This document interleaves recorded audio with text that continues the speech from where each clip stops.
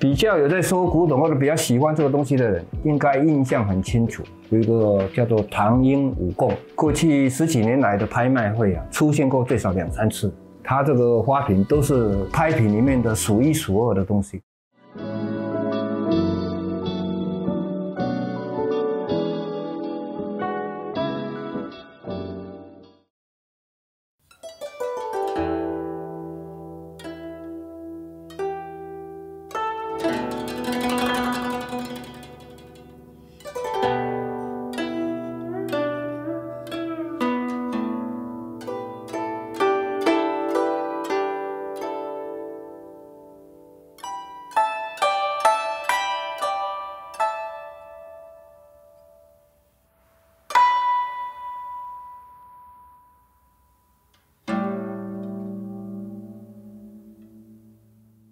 唐英五贡，那全部都是青花，没有其他的材质，所以这一件我想就是郑重的作为这一集的讨论的这个重点。唐英五贡就2个花菇，然后2个烛台啊，然后1个香炉，这么多的论述到唐英五贡都讲，就是唐英在做督陶官，在乾隆5年、6年的时候啊，有一些心愿想要许，要到京城附近的一些比较大的这些庙啊，主要都是道家的庙，他想去还愿。第一个还愿，第二个祈福。现在这一集我主要就是要注意到一个问题：唐英五贡他在五贡送给这些庙啊，有没有得到皇帝的允许？所以这些青花到底是在景德镇的御窑厂烧的？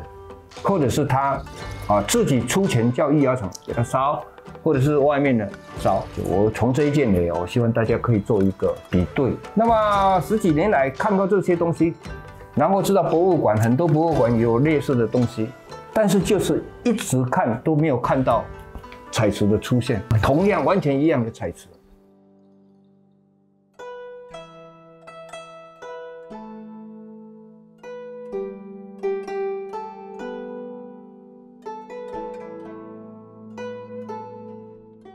这个总长呢，这一件大概65公分。唐英五贡啊，我看这很多资料哈，因为每一件烧出来不太会完全一样，因为是过去是柴窑烧的，所以这上下1公分的差，或者是最多2公分的差距是有的啊。有的写说这是65、66公分，所以这件基本上的高度是完全可以说跟唐英五贡的这个花塞是一样。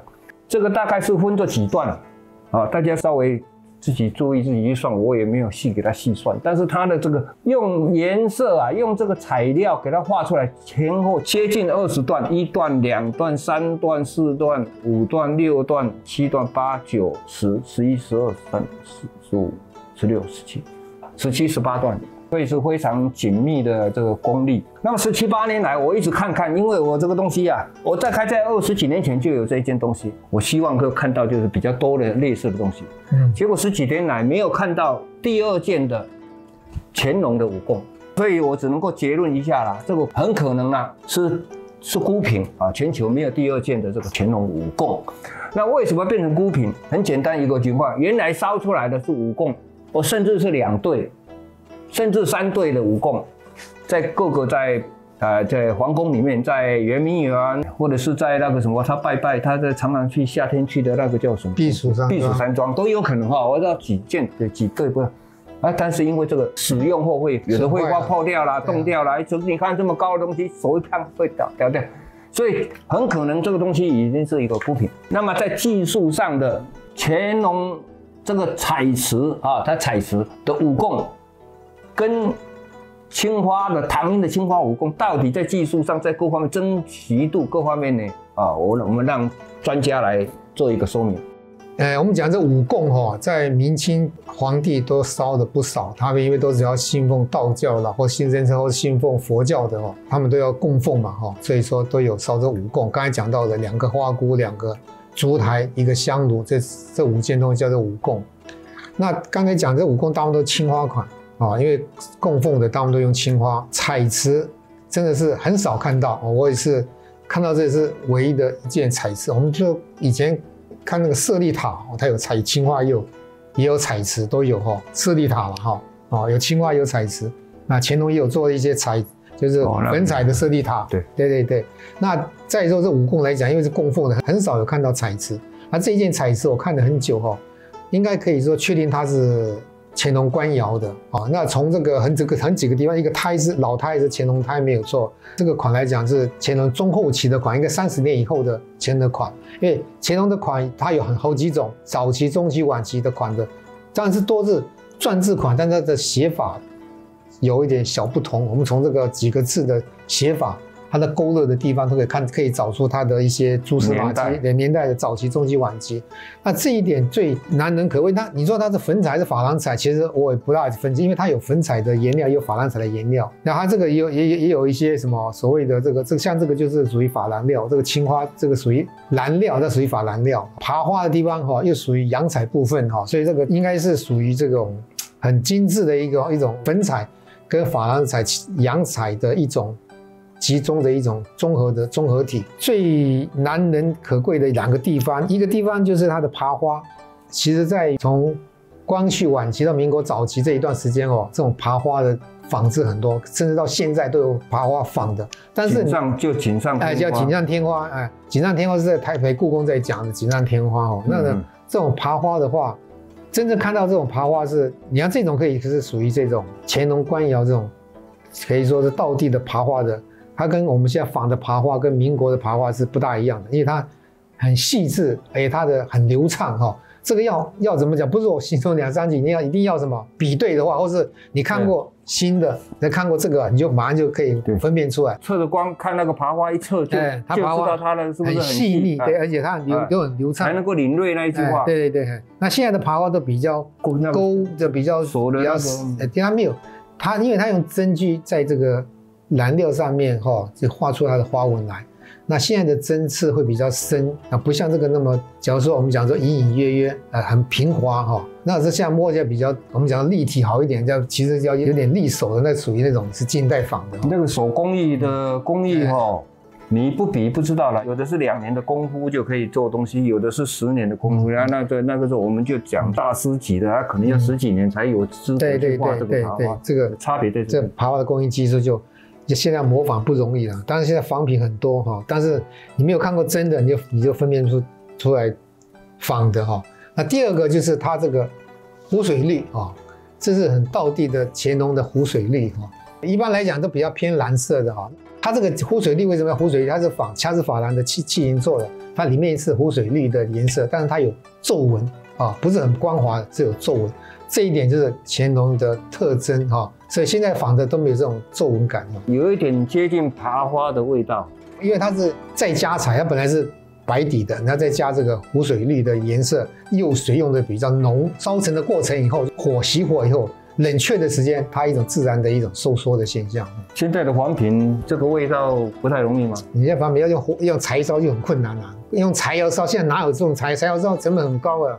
所以开一个柴窑烧，你要不是像小窑烧，简单一句话说，现在要仿出这个不容易，这个很不容易，很不容易。再下来，我给大家看2、3件这个是青花武贡。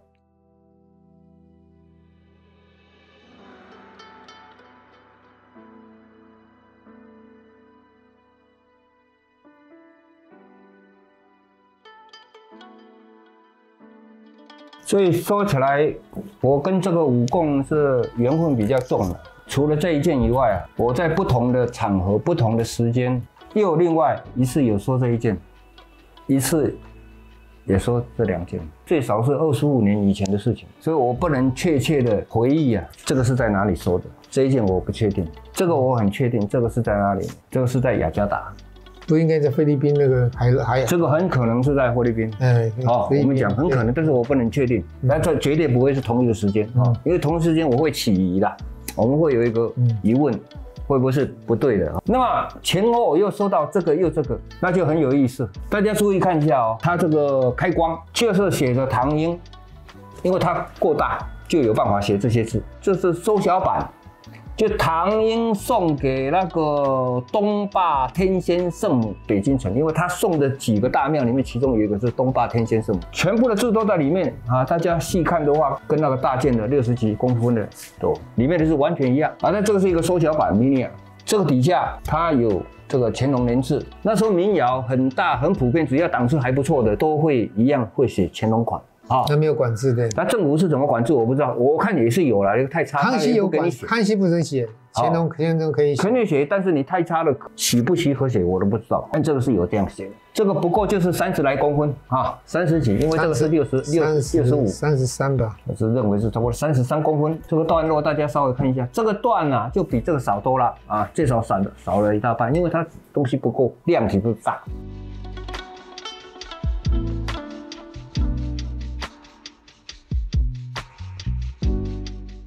再下来看这个缩小版，在底下它一样大清乾隆年制，然后它这个段落区隔就又省略了一点啊。这个底下这边从这个口子里面呢、应该这个也是海捞的，都海捞的，你看一下，对，海捞池，应该都是海捞，就是水里面出来的东西。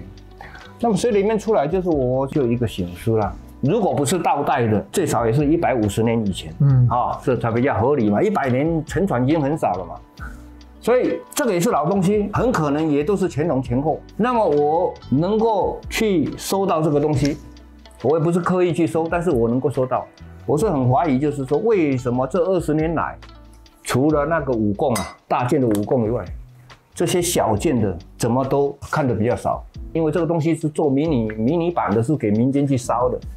给民间去烧香拜，家里要用的，家里不烧香不拜佛，在乾隆那个时代是少之又少啊。应该这个东西存留的应该还是有一些啦，啊，不管历史的什么被破坏了吧，或者怎么样，应该还是有一些，比较少看到。但是我在我手上能够有这些，所以今天我是就是说比较有这个资格给大家声称说这一个东西跟我比较有缘分。那么我一句话就是在证明这个东西跟我手上有20几年。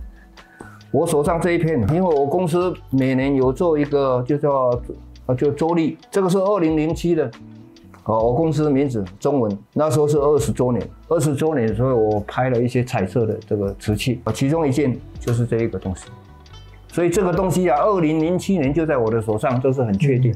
那也就是2007年年底，我跟蔡先生变成朋友，因为那时候我有一个朋友拿着我这个周历去。在他店去找到他，看到他，觉得这些东西，我一个朋友收这个东西，有没有兴趣？大家交个朋友，所以他说哇，这个可以，是这样认识他。